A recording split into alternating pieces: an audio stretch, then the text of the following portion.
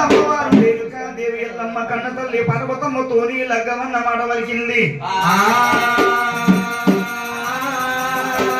దేవి పార్వతమ్మ వియాలవి రోజు మన ఎండుకొండ కైలాసము లోపల నాకంటే చిన్నవాళ్ళు ఉన్నారు, నాకంటే పెద్దవాళ్ళు ఉన్నారు. కులము లేదాయ, భేదము లేదాయ, మతము లేదాయ, వాళ్ళకు రంగ వైభవంగా లగ్గాలైతున్నాయి. అమ్మాదేవి పార్వతమ్మ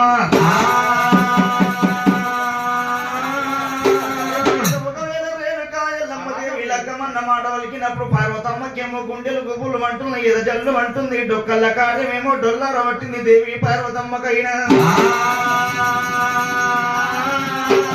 పార్వతమ్మ ఏమంటుంది తండ్రి